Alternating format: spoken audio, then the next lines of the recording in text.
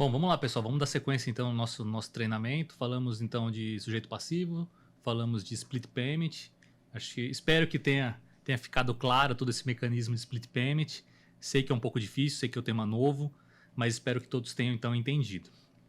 Falando ainda do regime de apuração, como eu comentei com vocês lá no comecinho, nós estamos tratando de tributos que vão ter uma apuração consolidada.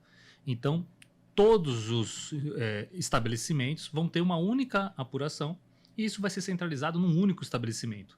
E isso vale para Brasil, tá? Então não é mais um estabelecimento não é mais por estabelecimento, como funciona o ICMS, e também não é mais por estado. Eu não vou aglutinar estabelecimentos do mesmo estado, não vou ter centralização de apuração por estado. Então um único estabelecimento vai ser responsável por toda a apuração. Como eu comentei com vocês, isso fecha do ponto de vista lógico, uma vez que o tributo agora é devido no destino e não mais na origem. Então não faz mais sentido eu apurar tributo por origem, né, por estabelecimento, porque antes o estabelecimento definia a origem e ali eu tinha a apuração do tributo. Esquece tudo isso, uma única apuração e a gente passa então a ter uma simplificação também em matéria tributária. Então, de novo, pessoal, estou comentando vários pontos para vocês poderem entender o quão simples vai ficar essa apuração desses dois novos tributos. E, de novo, eu estou falando só de IBS e CBS, não entrei no imposto seletivo, tá, pessoal? Por enquanto, isso vai ficar lá para o final do nosso treinamento. A apuração vai ser mensal, comentei isso com vocês também agora há pouco no exemplo do split payment. Então, se eu tenho lá uma emissão de nota fiscal, o tributo vai vencer no mês seguinte como a gente está acostumado, salvo se tiver algum tipo de adiantamento ou antecipação financeira, salvo se você não pagou o tributo que você vai sofrer ali um split payment. Mas o tributo, ele continua sendo apurado mensalmente, ele vai vencer no mês seguinte, a gente não sabe o dia. Se você não pagar esse tributo no mês seguinte, no dia do vencimento, você vai estar sujeito às penalidades que eu comentei com vocês, que é a multa de 20%, 0,33 ao dia ou juros Selic. Então tudo isso funciona dentro de uma apuração mensal. Outro ponto previsto na lei complementar é a possibilidade da apuração assistida. Esse é o termo da legislação que o mercado está chamando aí de apuração pré-preenchida. Então a expectativa é que todos os, como eu comentei, dentro do mecanismo do split payment, a expectativa é que tenha um supercomputador onde cada contribuinte vai ter uma apuração em tempo real. Então, eu vou ter créditos da não cumulatividade sendo imputado, eu vou ter débitos da minha operação sendo imputados, e o próprio sistema da Receita Federal e do Comitê Gestor ele vai estar apurando esse tributo.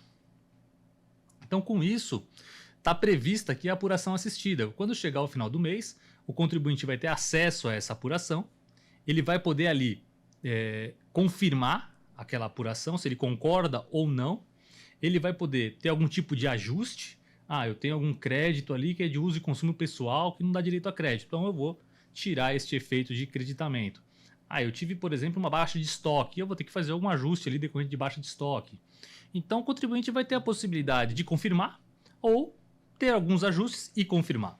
Uma vez que o contribuinte confirma, então, essa apuração assistida ou pré-preenchida, o contribuinte passa a ser responsável pela apuração, não mais o Comitê Gestor ou a Receita Federal. Então eles falam, olha, tá aqui a apuração pré-preenchida, mas eu não me responsabilizo por isso, tá? Você, contribuinte, é que fica obrigado por analisar, por conferir e confirmar. Confirmou, é como se você tivesse, contribuinte, preparado tudo isso. Em relação a tendo todo esse mecanismo eletrônico, tendo toda essa apuração pré-preenchida, pensem também na simplificação que nós vamos ter. Hoje em dia, para apurar um ICMS, é super complexo. Para apurar ISS um pouco menos, mas para apurar PIS e COFINS, super complexo. Para apurar IPI, super complexo. Então a gente passa a ter uma simplificação muito grande. Um único estabelecimento, consolidando o Brasil, e tudo isso vindo via uma apuração pré-preenchida. O que se discute e que se fala é que não vai fazer muito mais sentido ter o SPED, né? Então, para que eu vou ter um emaranhado SPED? Por que eu vou ter uma série de obrigações acessórias eletrônicas? Por que eu vou ter uma DCTF web? Por que eu vou ter tudo isso, sendo que eu já vou ter toda a apuração pré-preenchida ou assistida pelo próprio sistema da autoridade tributária, da administração tributária? Então, não vai fazer muito sentido. Então, a gente não espera que tenha muita obrigação acessória para esses dois novos tributos. Não esperamos, mas só o tempo vai responder. Alguns pontos eu acho que não vai acabar. Então, por exemplo, no bloco K, um bloco H, controle de estoque, inventário, entendo que pouco provável a gente vai deixar de ter esse tipo de controle, obrigatoriedade, enfim. Mas seriam obrigações bem específicas, bem pontuais, para atender alguns pontos de controle que ainda são necessários para a administração tributária saber se o contribuinte está comprando sem nota, vendendo sem nota, enfim. Então, eu entendo que alguns registros como esses devem continuar. Mas um SPED robusto, completo, com obrigação de nota fiscal completa, ou com item da nota fiscal, com toda a apuração, talvez isso não faça mais sentido. Então vamos ter simplificação sim em matéria tributária. Bom, chegamos aqui finalmente então no item 18 da nossa apostila, que trata da não cumulatividade. Aqui, pessoal, bem importante, aqui é um dos temas mais relevantes que a gente vai tratar. Uma das grandes promessas dessa reforma tributária era uma simplificação relacionada à não cumulatividade, relacionada àquilo que dá direito a crédito de IBS e CBS. Então, numa breve recapitulação, vamos lembrar um pouquinho de como funciona hoje essa questão, né? Nós temos toda uma discussão até hoje do que dá direito a crédito de ICMS. O ICMS já existe há décadas, e a jurisprudência ainda não está pacificada em relação ao que dá direito a crédito de ICMS. Nós temos até hoje para o ICMS prazo sendo prorrogado e prorrogado e prorrogado em relação ao material de uso e consumo. Então, o material de uso e consumo até hoje não dá direito a crédito. A última prorrogação vai até 2032. Então, em 2032 vai acontecer o quê? Vai ter o fim do ICMS. Então, quando finalmente passaria a dar direito a crédito de ICMS sobre material de uso e consumo, o que a gente vai ter? O fim do ICMS. E, de fato, vai se confirmar aquilo que a gente sempre entendeu que ia acontecer. Nunca vai ser permitido, na história do ICMS, o seu creditamento sobre material de uso e consumo. Mas, além disso, a gente também tem discutido para ICMS vários pontos. Quando que um determinado produto ele é considerado um material secundário para efeito de crédito de ICMS? E a gente tem ali os estados com um entendimento super rígido, ainda insistindo que algo para dar direito a crédito de ICMS depende do contato físico imediato, em função daquele contato, no momento de uma produção, restringindo uma série de créditos de ICMS, daquilo que não entra em contato com o produto no momento da fabricação, daquilo que não se desgasta imediatamente. A gente tem um julgado relevante do STJ, mais recente, ampliando um pouco mais esse conceito de crédito ICMS, tratando ali um conceito mais de essencialidade, mas de novo, o tema ainda não está pacificado, apesar de ser um repetitivo do STJ. Tem muita empresa ainda levantando crédito extemporâneo, tem muita empresa ainda preparando laudos para poder agora falar que esse material que é utilizado, ele é relevante, ele é essencial e passível de creditamento de ICMS. Nós temos inúmeros autos de infração sobre o tema, nós temos um entendimento de cada estado em relação ao que dá ou que não dá direito a crédito. A gente tem lá uma decisão normativa CAT 1 de 2001 de São Paulo que traz todo um critério do que é considerado matéria-prima, do que é considerado material secundário, do que é um insumo, todo o regramento falando de quando o crédito quando eu tenho direito a crédito num frete, num ativo mobilizado, toda a questão de 1,48 avos, todas essas limitações de controle de SIAP. Então a gente tem todo um controle extremamente rígido, complexo, controverso em relação a créditos de ICMS. Em relação a PIS e COFINS, a mesma coisa. A maior parte das discussões que a gente tem hoje em volume financeiro e até mesmo acho que em volume de transações, a maior parte do contencioso que nós temos hoje está girando em torno de créditos de PIS e COFINS. Nós ficamos anos discutindo o que é um insumo para efeito de crédito de PIS e COFINS.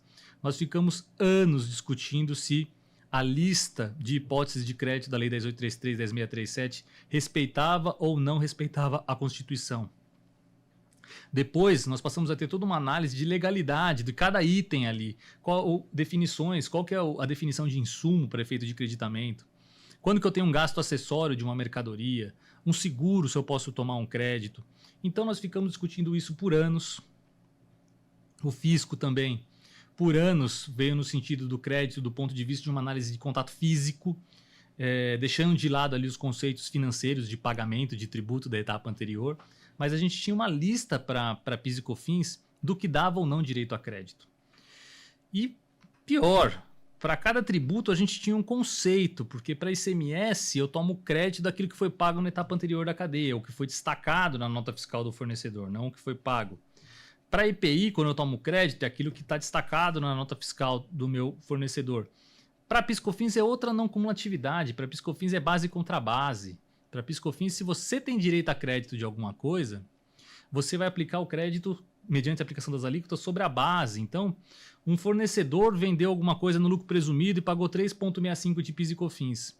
Se eu sou adquirente e tenho direito a crédito, eu vou tomar o crédito 9,25.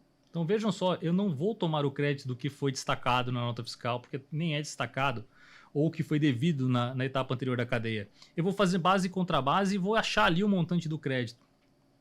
Então, para PIS e COFINS, a gente tem outro tipo de não cumulatividade. Para PIS e COFINS, por exemplo, a gente tem previsto lá uma lista do que dá direito a crédito. Insumo, mercadoria, frete na operação de venda, armazenagem, aluguéis pagos à pessoa jurídica. A gente tem lá arrendamento mercantil, a gente tem uma lista do que pode dar direito a crédito. E o que não está previsto ali não dá direito a crédito. Então a gente não tem ali uma não cumulatividade plena. A gente tem uma série de distorções. A gente tem efeitos residuais na cadeia em função da não recuperação de impostos plena em todas as etapas. A gente tem ainda um ISS, que é um tributo cumulativo, um tributo que tem incidência em cascata, um tributo que não dá direito a crédito nenhum em relação à etapa anterior da cadeia. Então, um tributo ainda mais nocivo, né, que a alíquota é um pouco menor, então as empresas tendem a reclamar menos, mas que também tem um impacto bem importante para o contribuinte. Estou falando tudo isso para quê? Para ter um panorama geral do que a gente tem hoje. A maior parte do tempo de discussão em relação à apuração dos tributos, a maior parte do esforço das empresas na apuração dos tributos, o dimensionamento dos times de tax das empresas, muito acontece em função das controvérsias, das particularidades, dos controles que são relacionados aos créditos dos impostos. Por quê? Porque nem tudo dá direito a crédito. Temos também uma série de hipóteses de temas que estão ali numa zona cinzenta. Então a gente tem empresas que estão capturando um crédito e outras empresas que são concorrentes que não estão capturando o crédito. E isso está sendo um fator decisivo na concorrência entre essas empresas. Isso está impactando em preço, isso está impactando em custo. Então a gente tem efeitos distorsivos. A gente tem uma empresa, por exemplo, que entrou com uma ação e teve um trânsito julgado em relação a determinado assunto, e outra empresa que não entrou com ação e não tem ainda uma segurança jurídica para tomar aquele determinado crédito. A gente tem empresas que são mais arrojadas e administrativamente já estão recuperando aquele crédito há muito tempo, e outras que são mais conservadoras e que não tomam aquele crédito. A gente tem, pelo incrível que pareça, nós não temos uma uniformidade de entendimento. Quantas vezes nós tivemos uma solução de consulta da Receita Federal falando que algo dá direito a crédito, e depois a própria Receita Federal muda de assunto em relação ao tema e fala, não, isso não dá direito a crédito, e reforma o entendimento anterior da consulta anterior. Ou ao contrário, nós temos inúmeras vezes em que a Receita Federal mudou de entendimento. E a Receita Federal, assim como o Estado, assim como o município, mudam de opinião, o que dá uma insegurança jurídica muito grande. De novo, muito tempo envolvido, muita energia envolvida, muito recurso envolvido, muitas pessoas, muita tecnologia, muitos sistemas de controle, tudo isso para garantir a manutenção desse sistema complexo de não cumulatividade que nós temos hoje para ICMS, PIS e COFINS. E com a reforma tributária, como fica? Pessoal, isso praticamente morre com a reforma tributária. Toda essa discussão praticamente deixa de existir com a reforma tributária. Como um princípio dentro da Constituição Federal, na Emenda Constitucional 132, foi previsto o princípio da neutralidade. Então a ideia é que, de fato, esses tributos tenham uma característica de neutralidade. O tributo tem que ser neutro dentro de uma cadeia produtiva comercial. O tributo não deveria impactar no comportamento das empresas. O tributo não deveria impactar nas decisões das empresas. O tributo não deveria impactar ou distorcer a cadeia produtiva ou comercial. Ele deveria ser neutro. Tem muita discussão em relação à possibilidade de um tributo ser neutro. Tem muitos colegas acadêmicos que defendem que essa neutralidade simplesmente não existe. Mas nós estamos chegando próximo, dentro do melhor modelo do que nós poderíamos ter em relação a tributo neutro. E um tributo, um bom tributo para ser neutro, ele tem que ser não cumulativo e eu tenho que ter a possibilidade de recuperar o tributo que foi pago na etapa anterior da cadeia. Então, de tal forma que o fornecedor paga, o adquirente paga isso no preço, toma o crédito, tem o débito, o próximo da cadeia é crédito, de tal forma que vai indo na amortização de débitos e créditos. E o último da cadeia, que é o consumidor final, que é o adquirente, é que vai pagar o tributo no fim do dia. Então, a ideia é que quando o adquirente, consumidor final, pessoa física, compre alguma coisa, ele vai ter na nota fiscal o valor de 1.000, ele vai ter lá 28%, hipotético, de IBS-CBS, R$280. Ele sabe que ele pagou R$280. Dentro daquele preço de 1.280, 280 é tributo. Ele sabe exatamente quanto ele pagou. E para trás? Para trás eu tive um encontro de débitos e créditos, que isso foi sendo empurrado na cadeia até chegar aos 280, quem vai pagar é o consumidor final. Eu trouxe aqui para vocês na apresentação, estou no item 18, onde eu falo aqui, então, eu trago aqui reproduzido o texto da Constituição Federal, que nos traz, então, essa não cumulatividade. Esse eu vou tomar liberdade de ler aqui para vocês, porque é bem importante, tá? Então, o que a Constituição nos diz lá no artigo 156A? O tributo, então, ele será não cumulativo, IVA dual, ok, compensando-se o imposto devido pelo contribuinte com o montante cobrado sobre todas as operações nas quais seja adquirente de bem material ou imaterial, inclusive direito ou serviço. Então aqui ele está falando o seguinte, olha, se você é um adquirente de bem material, imaterial, bem ou serviço, se você é um adquirente, você pagou por isso, você vai ter direito a crédito dentro do contexto da não cumulatividade desse imposto. Ponto. O contribuinte sempre vai ter direito a crédito. E aí vem a exceção. Vírgula, excetuadas exclusivamente as consideradas de uso e consumo pessoal, especificadas em lei complementar e as hipóteses previstas na Constituição. Então, a Constituição Federal deu direito a crédito de tudo. Ela estabeleceu a neutralidade. Ela falou: esse tributo tem que ser neutro e tudo tem que dar direito a crédito, vírgula, exceto os gastos que são considerados de uso e consumo pessoal. Quem vai definir o que é um gasto de uso e consumo pessoal? A lei complementar. E a lei complementar veio, que é a 214, que nós estamos estudando agora, e eu vou apresentar na sequência para vocês como que veio esse texto. Um ponto importante. Então aqui, a lei complementar, o que mais foi delegado à lei complementar, no parágrafo 5º? A lei complementar disporá sobre o regime de compensação, mecanismos, né?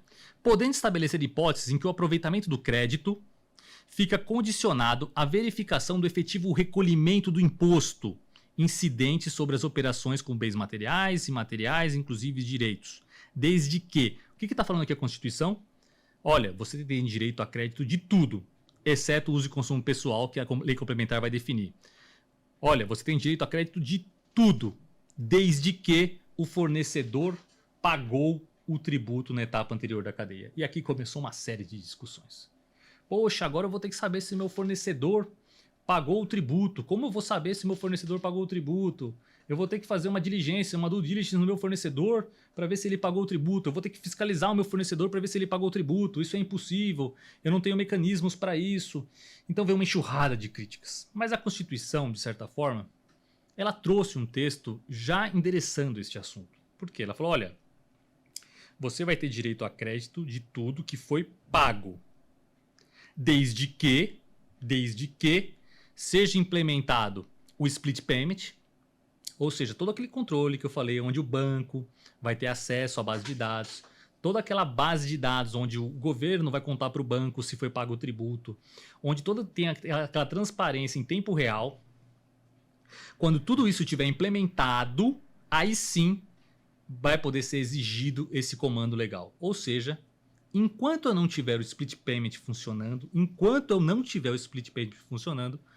o contribuinte vai poder tomar o crédito, como acontece hoje, com base no valor indicado na nota fiscal, sem se preocupar se esse tributo foi pago ou não. Então a gente tem ali uma janela, a gente tem um intervalo de tempo onde o contribuinte tem esse tipo de segurança. Ele não vai ter que fiscalizar o fornecedor, ele não vai ter que fazer uma due diligence do seu fornecedor, enquanto o split payment não foi implementado. Até por isso eu coloquei nessa ordem, porque uma vez implementado o split payment, Aí sim, o adquirente ele vai ter segurança que o tributo vai ser pago, porque ele vai pagar o valor cheio da nota. Quando ele paga o valor cheio da nota, pense comigo, ou o fornecedor vai receber o valor cheio da nota porque ele pagou o tributo, ou o fornecedor vai receber o valor líquido da nota porque o banco está pagando o tributo. Então, o tributo vai ser pago. Então, de uma forma ou de outra, o adquirente vai ter a segurança que esse tributo foi pago, de uma forma ou de outra. E por isso ele passa a ter direito a crédito daquilo que foi pago. Enquanto esse mecanismo não estiver pronto, funcionando, não tem como a administração tributária exigir que eu fiscalize o meu fornecedor. Então isso não vai acontecer, isso está previsto na Constituição, isso está previsto também na lei complementar. Ou, além do split payment, se não for estabelecida a possibilidade do adquirente pagar o tributo. Lembra que eu falei para vocês? Olha, vai ter a possibilidade do adquirente pegar e falar, ó, principalmente se for em dinheiro, falar, ó, eu não vou te entregar o dinheiro, o pagamento, eu não vou te fazer todo o pagamento em dinheiro, não. Eu vou te fazer o pagamento líquido, mas eu vou pagar o tributo nessa operação. Tem que existir esse mecanismo. Quando esse mecanismo estiver funcionando, aí sim o crédito pode estar vinculado ao pagamento do tributo. Porque aí sim, se eu tenho a possibilidade, como adquirente, de pagar o tributo no lugar do fornecedor, eu talvez vou exercer essa opção para poder ter a segurança do crédito. Mas aí vai ser um jogo de desconfiança, né? Então vai ser, será que eu confio nele, no meu fornecedor, para pagar o tributo? Ou será que eu faço uma retenção e falo para ele que eu pago para poder garantir o crédito? Não sabemos exatamente como isso vai funcionar do ponto de vista de regulamento. Estamos esperando também o regulamento que trate disso. Mas enquanto isso não acontecer, pessoal, então o crédito de IBS e CBS vai se dar sobre o valor indicado na nota fiscal, ok? Então, sem preocupação em relação a isso. Aqui, pessoal, eu começo a trazer para vocês um pouco do texto da lei complementar. E o texto da lei complementar trouxe, basicamente, replicado o texto da Constituição. Então, onde eu tenho tudo que vai dar direito a crédito, tudo vai dar direito a crédito, e exceto os materiais de uso e consumo secundário. Pessoal, quando eu falo que tudo vai dar direito a crédito, eu estou falando de fato, a gente vai passar por algumas pequenas exceções, a gente vai enfrentar 100% das exceções aqui da lei, tá? Mas quando eu falo tudo, eu estou falando de uma revolução. Eu estou falando que, por exemplo, gastos, toda controvérsia, se é um material de uso e consumo, material de consumo que é considerado material de uso e consumo vai dar direito a crédito, toda discussão de material secundário, intermediário, tudo isso deixa de existir, porque tudo vai dar direito a crédito. Então, se eu tiver lá a compra do cafezinho da empresa, se eu tiver a compra da água, do copo, tudo vai dar direito a crédito. Se eu tiver gastos com propaganda, se eu tiver gastos do ponto de vista comercial, tudo isso vai dar direito a crédito. Tudo isso que foi pago o tributo na etapa anterior da cadeia. Então, por exemplo, gastos com funcionários CLT não vai dar direito a crédito, porque como a gente viu, não é hipótese de incidência, eu não pago tributo sobre o CLT, não pago tributo sobre mão de obra. Se eu não pago, não tem direito a crédito. Aí um dos pontos de reclamação do setor de serviços, né? Poxa, meu principal gasto é exatamente mão de obra. E então eu vou ter poucos créditos na minha operação e vou estar sujeito a uma alíquota flat. Todo mundo vai estar sujeito à mesma alíquota. Então, um prestador de serviço que tem poucos créditos também vai estar sujeito a uma alíquota de 28%, com algumas reduções a depender do caso. Então, propaganda, publicidade, tudo vai dar direito a crédito. Gastos ali, dependendo da operação financeira, vai dar direito a crédito. Gastos com locação vai dar direito a crédito. Enfim, praticamente todo o meu grupo de custos e despesas dentro da minha contabilidade vai ser passível de creditamento, tá? Vamos na sequência aqui. E desde que, e assim veio previsto na lei complementar, desde que o tributo tenha sido extinto. Então, por isso que eu bati tanto na tecla, agora há pouco, falando da extinção do débito. Então, eu só vou poder ter direito a crédito desde que implementado o split payment e o pagamento pelo adquirente, também está previsto na lei complementar, mas desde que esse tributo tenha sido extinto na etapa anterior da cadeia. E qual é a possibilidade de extinção na etapa anterior da cadeia? Compensação com débito e crédito.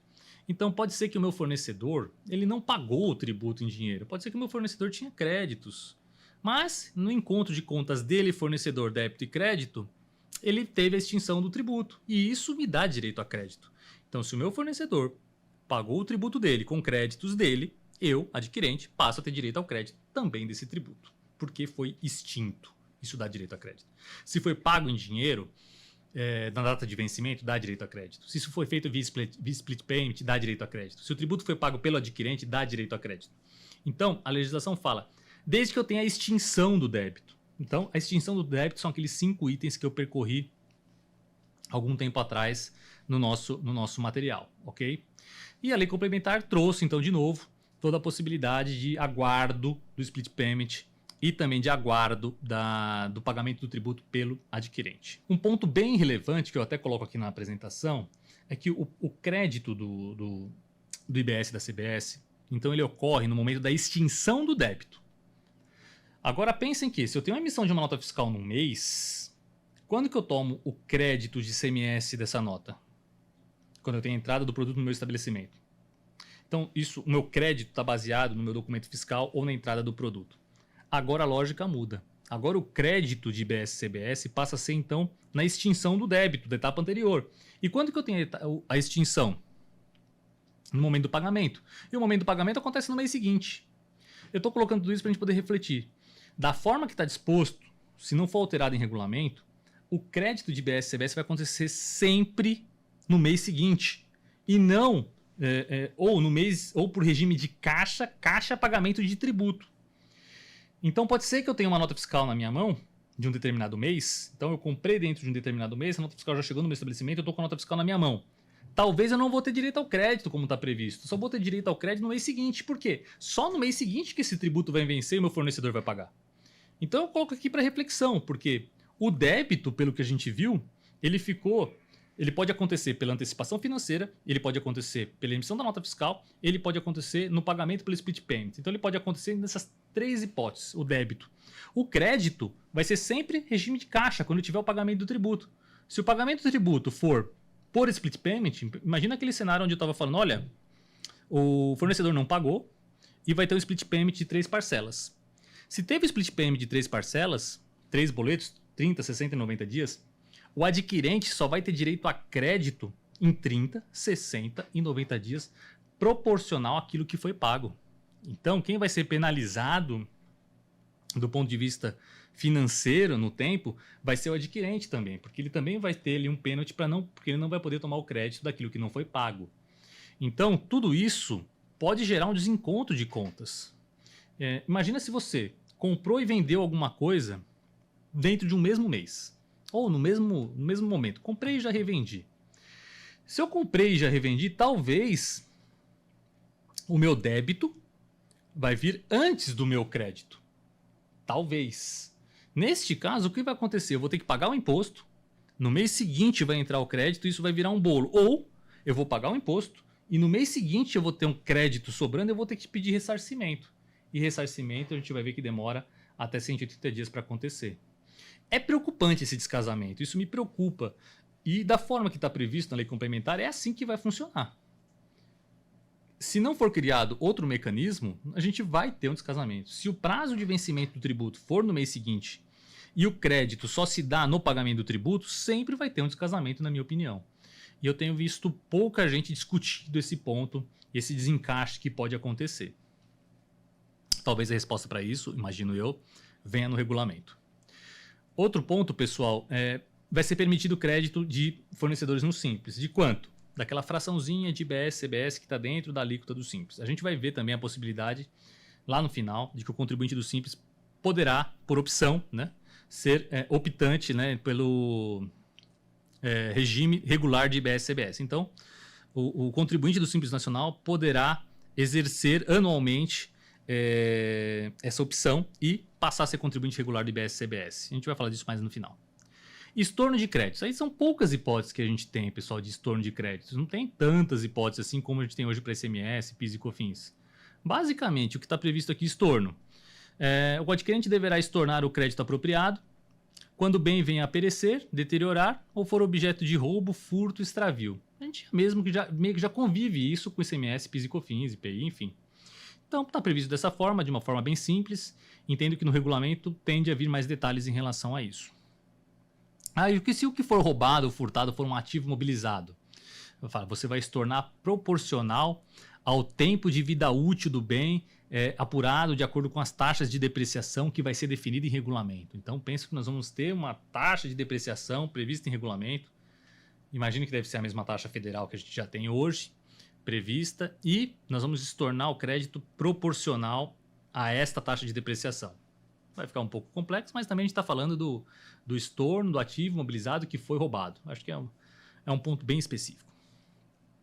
Devolução e cancelamento, conversei com vocês também sobre isso, vai ser a anulação da operação anterior. Então, se eu debitei alguma coisa na minha venda, se eu tenho uma devolução, é uma entrada, eu vou ter anulação no mesmo montante, garantido o direito a crédito, lógico. Manutenção do crédito, pessoal, aqui começa a ficar bem interessante as possibilidades, e daqui a pouco eu vou descer para vocês, vou ter um fluxo onde eu demonstro de novo, recapitulo isso que eu vou falar agora para vocês, tá? Mas nós temos hipóteses, então, de ter a alíquota cheia, que eu falei para vocês, alíquotas de referência, e a gente vai ver ainda nesse curso que nós temos hipóteses de ter redução de alíquota em 30%, 60%, redução alíquota zero. Bom, se um contribuinte tiver uma saída de produto com redução de alíquota, se um contribuinte tiver uma venda com uma redução de alíquota em 60%, o crédito decorrente da não cumulatividade é mantido na sua totalidade. Então a gente vai entender daqui a pouco isso, mas se o meu fornecedor pagou um tributo, eu tenho direito a crédito daquele tributo que foi pago, independente se na minha venda, independente se no meu fornecimento, eu vou ter algum tipo de redução da alíquota. Então é garantido o crédito cheio.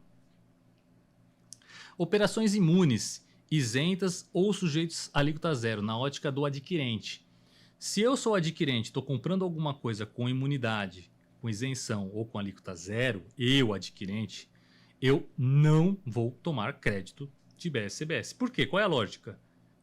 A operação anterior não foi tributada. Se a operação anterior não foi tributada pelo meu fornecedor, eu não tenho direito a crédito de IBS e CBS. Essa é a lógica, tá? Para responder todas as hipóteses. Operações imunes e isentas, na ótica do fornecedor. Então, se eu tenho uma operação imune, saída da minha operação, o meu fornecimento ele é imune ou isento, eu não tenho direito a crédito de IBS-CBS da cadeia anterior. É a única hipótese onde eu quebro a cadeia da não cumulatividade, exceto em relação a livros, exceto em relação às exportações, que é o caso mais relevante, e exceto nos casos de serviços de comunicação e radiodifusão sonora de sons e imagens. Então, exceto nessas hipóteses, a não cumulatividade não será aplicada no caso de uma saída imune. Então a gente viu lá, por exemplo, templos religiosos gozam de imunidade. Da forma que está previsto aqui, ele não vai ter direito à manutenção do crédito das aquisições que ele eventualmente tenha de algum fornecedor. Operações sujeitas à alíquota zero. Se eu tiver então uma operação sujeita à alíquota zero na minha saída, eu vou ter direito a créditos da não cumulatividade. Por quê? Porque se o meu fornecedor pagou algum tributo na etapa anterior, eu tenho direito a crédito. Se a minha saída é sujeita à alíquota zero, o que tende a acontecer? Acúmulo de crédito. E está previsto o ressarcimento, a devolução disso de uma forma bem rápida. Então, entrou tributado, saiu zero, dá direito a crédito também. Formas de utilização dos créditos. Então, todo o crédito da não cumulatividade, ou todas as compras que eu tenho ali junto a fornecedores, eu vou ter direito a crédito, exceto o que nós vamos falar daqui a pouco de uso e consumo pessoal. Mas tudo dá direito a crédito. O que eu posso fazer com esse crédito? Na seguinte ordem, o que está previsto.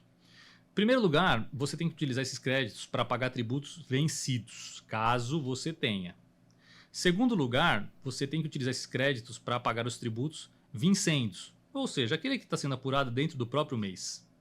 E ainda assim, se sobrar algum crédito, está previsto que você pode pedir o ressarcimento. Em qual hipótese você pode pedir o ressarcimento? Em todas as hipóteses. Se sobrou um saldo credor na sua apuração, isso também é uma mudança muito importante. Se sobrou um saldo credor na sua apuração, você tem direito ao pedido de ressarcimento disso em espécie. Isso é uma mudança também profunda na legislação. Por quê? Por exemplo, hoje, para os tributos, tanto ICMS quanto PIS e COFINS, se você tem um acúmulo, um saldo credor, e ele é decorrente de formação de estoque, você não tem direito a pedir isso a título de ressarcimento ou de monetizar isso em espécie.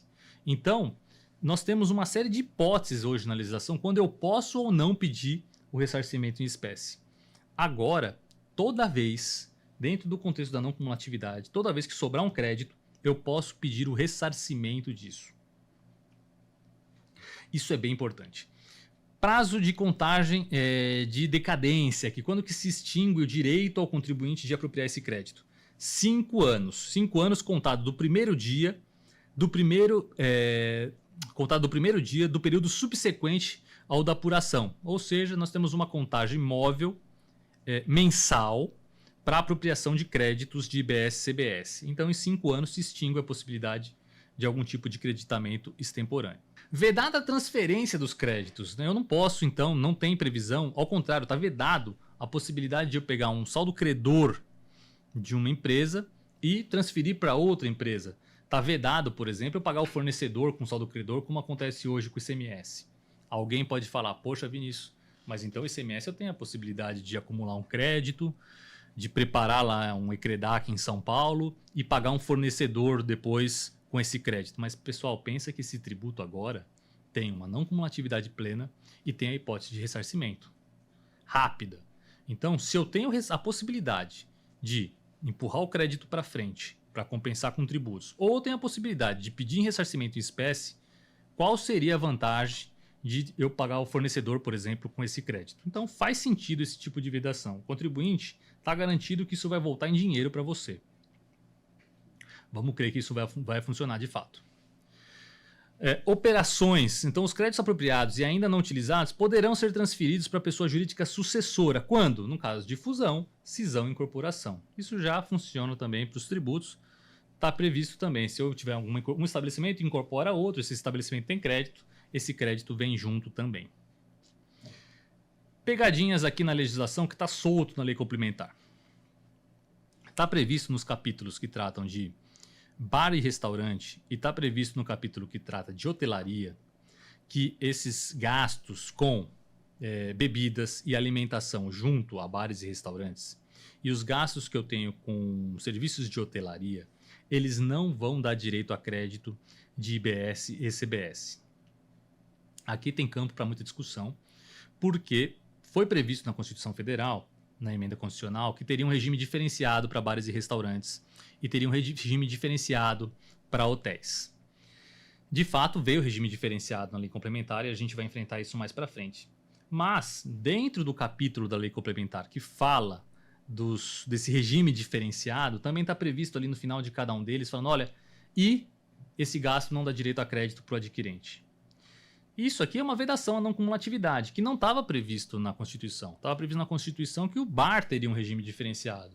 Estava previsto que o hotel teria um regime diferenciado, mas não estava previsto que o adquirente teria a vedação ao crédito. Então, eu penso aqui que a lei complementar ultrapassou uma linha aqui que não estava previsto na Constituição Federal, que vai gerar muito contencioso, que vai gerar muita discussão. Já está o meio acadêmico todo discutindo isso. Não sabemos se isso vai ser mantido, porque é uma previsão frágil, e também tem a questão de relevância, né? O quão relevante isso é para efeito de um contribuinte. Mas está previsto aqui, e não está previsto no capítulo dos créditos, tá? Está previsto nos artigos que tratam de bar, de restaurante e hotelaria. Então é difícil amarrar isso com os artigos da não cumulatividade. Aqui eu consolidei isso para vocês.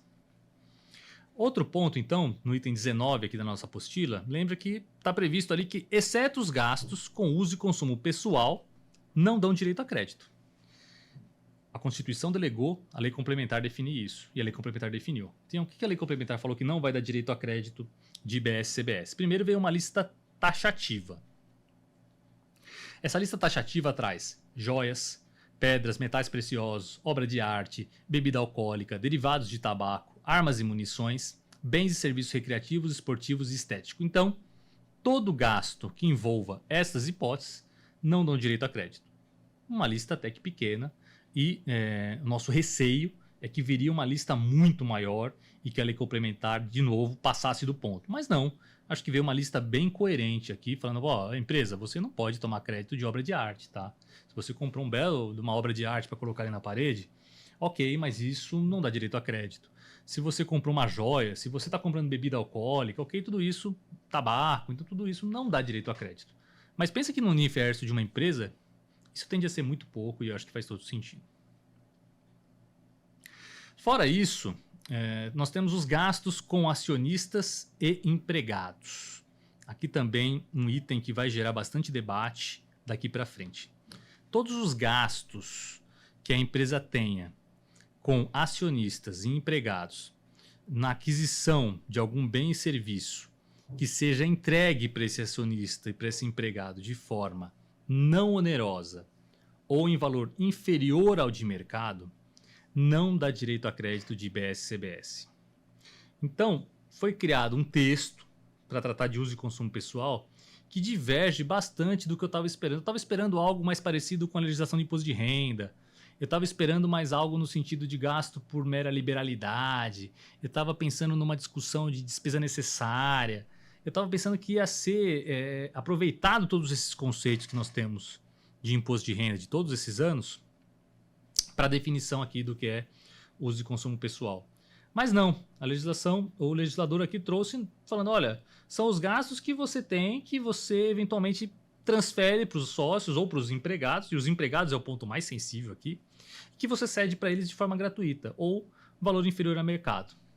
Exemplo que a própria lei trata, imóveis e veículos. Então, se a empresa está pagando o aluguel de um acionista, da casa de um acionista, esse gasto não vai dar direito a crédito, porque a empresa suporta esse ônus e não cobra nada do acionista, então não dá direito a crédito.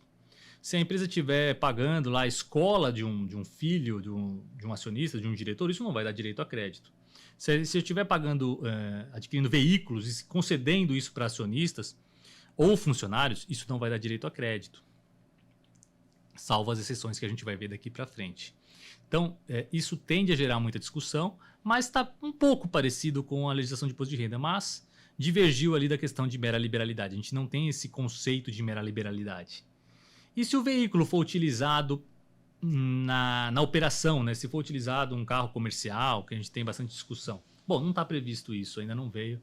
A gente está esperando que isso venha no regulamento. Se eu vou poder fazer o crédito por rateio, se eu vou eliminar efeitos de final de semana, se eu vou fazer uma escala 5/7, enfim, não tem isso ainda na lei complementar, a gente está aguardando isso. E o que não se considera bens e serviços de uso e consumo pessoal? Então aqui nós temos no item 19.3 uma lista daquilo que não se considera bens e serviços de uso e consumo pessoal. Então vamos lá, esse aqui eu vou seguir porque tem pegadinha aqui, tá? Então não se considera bens e serviços de uso e consumo pessoal os bens e serviços fornecidos aos empregados dos contribuintes.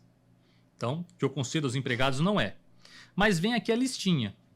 Uniforme e fardamento. Isso não é considerado. Então, eu vou poder tomar crédito de IBS-CBS. Faz sentido. Equipamento de proteção individual. Ok, EPI dá direito a crédito de IBS-CBS, mesmo que eu vou conceder para os empregados, né? Só faltava ter uma vedação em relação a isso. Alimentação e bebida não alcoólica que eu conceder dentro do meu estabelecimento. Então, dentro da empresa eu tenho um refeitório. Todo gasto que eu tenho com refeição ali vai dar direito a crédito. Legal. Serviço de saúde que eu disponibilize também dentro da empresa. Esse gasto vai dar direito a crédito. Ótimo. Um ponto já para reflexão. Serviço de creche disponibilizado no estabelecimento do contribuinte para seus empregados e administradores durante a jornada de trabalho. Opa! A creche tem que ser dentro da empresa? E se a creche for fora da empresa? Como é que fica nesse caso? Será que eu não vou ter direito a crédito? Faz algum sentido eu só ter direito a crédito se a creche for dentro da empresa? Estranho. Aqui o item F, um dos mais relevantes. Serviço de plano de assistência à saúde, então a gente está falando de assistência médica, de fornecimento de vale transporte, de vale alimentação e de vale refeição. Não é considerado, então posso tomar crédito.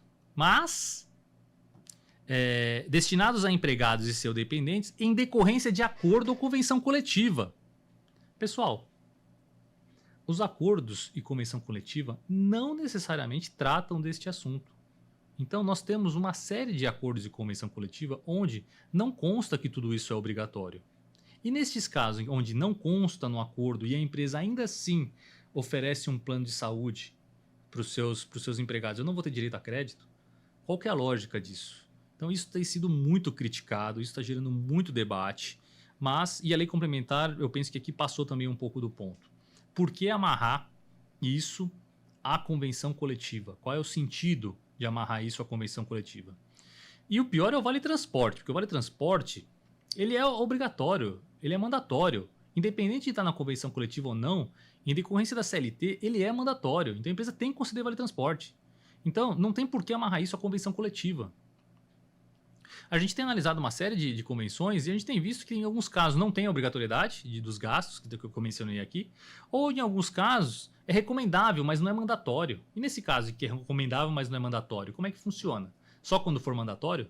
Será que a gente vai ter uma corrida agora de refazimento ou de renegociações de convenção coletiva, tentando tornar tudo isso mandatório para poder capturar crédito de IBS e CBS? Faz algum sentido isso?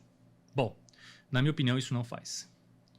O último item, benefícios educacionais a seus empregados e dependentes em decorrência de acordo também em convenção coletiva de trabalho. De novo, benefício educacional está vinculado a acordo coletivo. E desde que os benefícios sejam oferecidos a todos os empregados. Então, trouxe aqui também mais um conceito, mais um item, amarrando o contribuinte para não permitir o crédito. Então, esta é a lista do que não dá direito a crédito de IBS e CBS. E só isso. Então, nós percorremos aqui uma listinha que trata de joia, obra de arte, bebida alcoólica, fumo. Nós tratamos aqui de uma hipótese onde eu tenho gastos com acionistas ou empregados, eu entrego isso de forma não onerosa. E eu tenho uma listinha aqui que me traz o que eu posso gastar com funcionário e que eu posso tomar crédito de IBS e CBS. Essa lista está sendo muito criticada, essa última lista.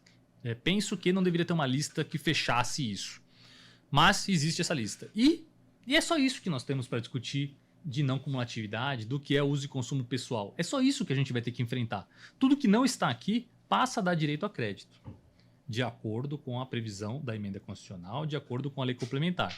Espero que o regulamento não afronte a lei complementar e traga algum tipo de restrição. Espero que a administração tributária não solte solução de consulta ou interpretações distintas do que a gente está vendo aqui de uma forma bem clara. Mas é só isso, pessoal, que a gente vai ter que discutir se dá direito a crédito ou não. Então a gente passa a ter uma mudança bem significativa. Bom, eu vou pular aqui um slide e depois eu volto para ele, mas só para explicar de uma forma mais lúdica que eu prometi em relação ao que dá direito a crédito e o que não dá direito a crédito, tá? Então, recapitulando. Se eu tiver um fabricante aqui, pessoal, é fornecedor, tá? Pode ser comércio também. Mas se eu tiver aqui um fornecedor que tem alíquota zero de IBS, CBS, imunidade, isenção, diferimento ou suspensão, e o que eu vendo é tributado, neste caso eu não tenho direito a crédito. Por quê? Porque não foi pago na etapa anterior da cadeia. Ok? Agora aqui a hipótese é ao contrário. Entrou com uma alíquota de 28% e saiu com zero. 28% é a alíquota que eu estou usando aqui para efeito didático, tá? Entrou tributado cheio, saiu com zero. Tenho direito a crédito? Tenho direito ao crédito. De quanto? Dos 28 que foi pago na etapa anterior da cadeia. Pode sobrar crédito? Pode sobrar crédito. Nesse caso, eu peço ressarcimento. Agora, vamos imaginar a hipótese que eu comprei com 28%, alíquota cheia de IBS e CBS, e o que eu estou vendendo goza de uma redução de alíquota de 30% ou 60%. Neste caso, eu vou ter direito de crédito de quanto? Dos 28%, porque é o tributo que foi pago na etapa anterior da cadeia. 28% me dá direito a crédito. Pode ser que eu tenha acúmulo de crédito por ter uma saída reduzida? Pode também. Se sobrar crédito, peço ressarcimento. Se eu tiver uma entrada com redução de 30% ou 60% da alíquota e eu tenho uma saída cheia com 28%, como funciona? Quanto que eu vou tomar de crédito? Eu vou tomar o crédito com alíquota reduzida. Por quê? É o quanto foi pago na etapa anterior da cadeia. A resposta é sempre a mesma. Quanto foi pago de tributo na etapa anterior da cadeia? Este montante que eu tenho direito a crédito. Aquisição tributada e saída com imunidade e isenção. Aqui é a única hipótese em que eu quebro a não cumulatividade. Então, o que eu comprei é tributado, o que saiu é imune isento. Nesse caso, eu não tenho direito a crédito, exceto as hipóteses que eu falei de exportação. Exportação, sim. Neste caso, é imune. Então, a exportação goza de imunidade e a operação anterior vai ser objeto de creditamento. Quanto? Cheio, com possibilidade de ressarcimento. E também hipóteses que eu falei de livros e de comunicação. Aqui, pessoal, nós temos, voltando um pouquinho para o slide número 60, eu trouxe só alguns pontos para a gente poder refletir, para a gente poder debater frente a tudo isso que eu comentei. Então, para vocês pensarem aqui comigo, né, qual é o efeito, então, para uma indústria em relação à nova não cumulatividade, vamos dizer assim, ou essa não cumulatividade plena, a esse IVA dual? Então, pensem que a indústria ela vai ter uma série de novos créditos, né? Primeiro, ela vai eliminar todas as discussões do que é produto intermediário, do que é material secundário, toda essa discussão vai cair. A indústria vai ter direito a crédito a tudo aquilo que é classificado hoje como uso e consumo, né? Com o CFLP 1556, 2556. A indústria vai ter direito a créditos de propaganda, de publicidade. A indústria vai ter créditos decorrentes da atividade administrativa. A indústria vai ter direito a créditos decorrentes de consultoria, por exemplo. Nota fiscal da PPIC como auditoria vai dar direito a crédito. A nota fiscal da PPIC como contabilidade vai dar direito a crédito. Então a indústria vai poder se beneficiar de tudo isso. O comércio, praticamente a mesma coisa. A gente não está falando de uma atividade fabril, mas o comércio também, às vezes, um dos principais gastos do comércio é propaganda, é publicidade, né? É algum tipo de consultoria, é algum tipo de veiculação na internet, algum tipo de veiculação na televisão. Todos esses gastos passam a dar direito a crédito e hoje não dão. Então, para o comércio também tem um impacto relevante, principalmente quando a gente olha do ponto de vista administrativo, financeiro, comercial, da operação, que está por trás ali, que não dava direito a crédito, passa a dar direito a crédito. O prestador de serviço. O prestador de serviço, como eu falei, vai ser um dos mais penalizados, porque ele não vai ter direito a crédito, assim como nenhum outro, né? A indústria e o comércio não vai ter direito a créditos decorrentes de mão de obra CLT, porque não foi pago na etapa anterior da cadeia. Então, o prestador de serviço tende a ter menos créditos, mas também vai ter crédito do ponto de vista dos gastos administrativos, também vai ter crédito do ponto de vista comercial, outros créditos que hoje não existem, também vai ter direito a crédito. Empresas que estão no lucro presumido. Aqui, pessoal, principalmente pensando no PIS e COFINS, né? Então, PIS e COFINS, todas as empresas que estão no lucro presumido estão no regime cumulativo de PIS e COFINS. Eles pagam 3,65 das alíquotas combinadas e não têm direito a crédito de nada. Todas as empresas do lucro presumido passam a conviver com a não cumulatividade de IBS e CBS. Isso passa a ser uma realidade para as empresas do lucro presumido. Isso vai ser um desafio, porque as empresas do lucro presumido não estão habituadas com isso, não estão preparadas, não têm a rotina, não faz parte do dia a dia delas. Estas empresas vão sofrer porque elas vão ter uma alíquota majorada, elas não vai ter mais alíquota diferenciada para quem é presumido. Não estou falando de imposto de renda, tá? Não estou falando nada de IRCS, estou falando de PIS e COFINS comparado com CBS e IBS. Essa empresa vai ter alíquota majorada e vai ter direito a créditos, então ela vai ter que apurar também o regime não cumulativo. Qual vai ser o impacto disso? Tem que fazer conta para cada empresa, eu não posso responder sem fazer um exercício numérico. Qual é o efeito para as empresas de locação? Também as empresas de locação vão ter direito a crédito de todos os seus ativos, né? Então, todos os ativos dão direito a crédito, todos os ativos dão direito a crédito sem nenhum tipo de limitação. Então, dos ativos ela tem direito a crédito e todos os outros que eu comentei também com vocês. Mas, de novo, a gente tem muita empresa de locação no presumido, a carga tributária tende a ser maior.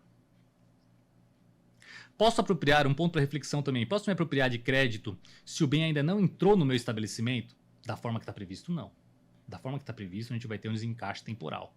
O crédito só vai acontecer no momento do pagamento do tributo pelo meu fornecedor. Ou da extinção do débito, utilizando o termo mais técnico, na extinção do débito pelo meu fornecedor.